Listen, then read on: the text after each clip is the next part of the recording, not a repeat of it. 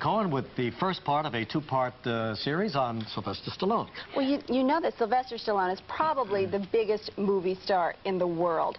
But in a sense, he'd almost become a prisoner of Rocky and Rambo. His image. His image. He's so closely identified with those roles that people couldn't accept him in any other kind of part. So Stallone recently set out to change his image. Consciously changed the way he looks, he acts, the glasses, whole new look, and it started to pay off. Tango and Cash, the first movie featuring the new Sly, big smash hit at the box office, his first non-Rocky Rambo hit in many, many years. And I think it's going to change the way people view him. It's going to help because it's really a testimonial, I think, to how underrated he is as an actor, that until now, audiences have had a hard time realizing that he is, as you're going to see in this interview, real smart, savvy, and articulate. Okay. All right, here's Claudia and Sly.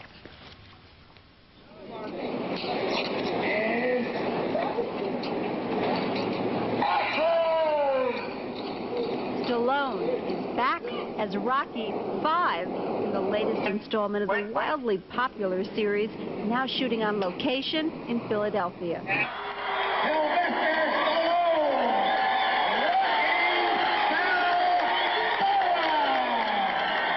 Wherever he goes in this city of brotherly love, Stallone has caused pandemonium, especially among the extras when he showed up during the shooting of a fight scene.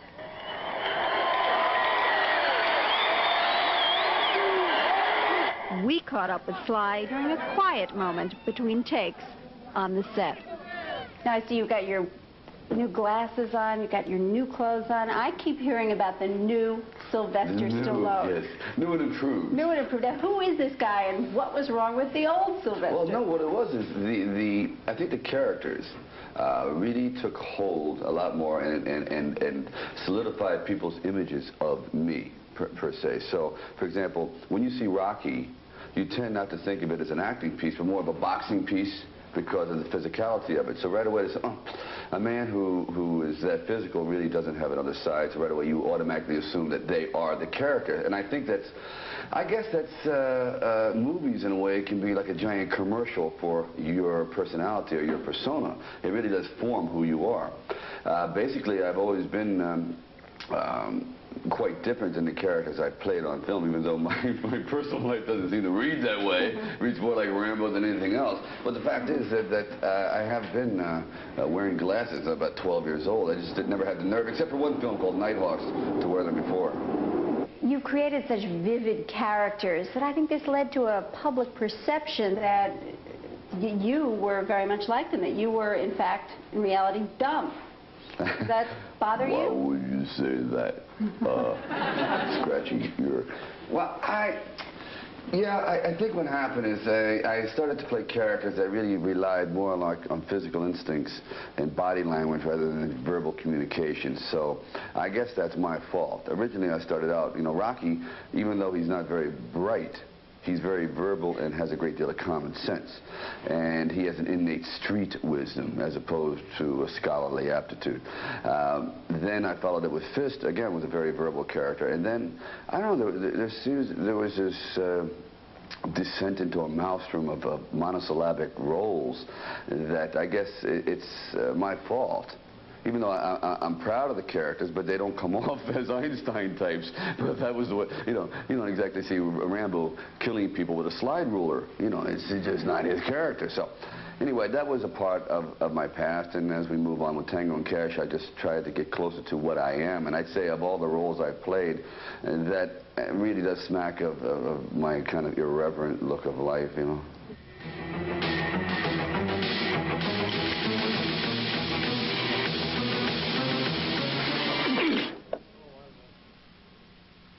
Doing here? You almost got yourself killed, pal. Really? I'd say it's the other way around. Oh, I don't know what you're talking about. I pulled this trigger and your throat's hanging out that wall behind you. Really? You pulled that trigger, I'm going to blow you in half. You got the visual? You are deluded, pal. You never had a chance to hit me with that gun. No, it was this one. This one.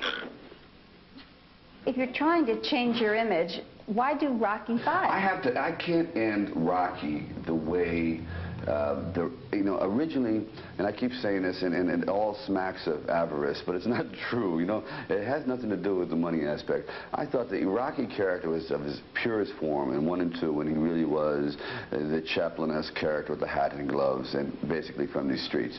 Then as we moved on to other things such as 3 and 4, it became very slick. And now I thought, well, to end the Cinderella story, which is really what it has been, I'd like to take him to full circle and show, and I guess a lot of this is very biographical, can you really go back to your roots after having seen the world, having been to Paris, can you go back to the farm?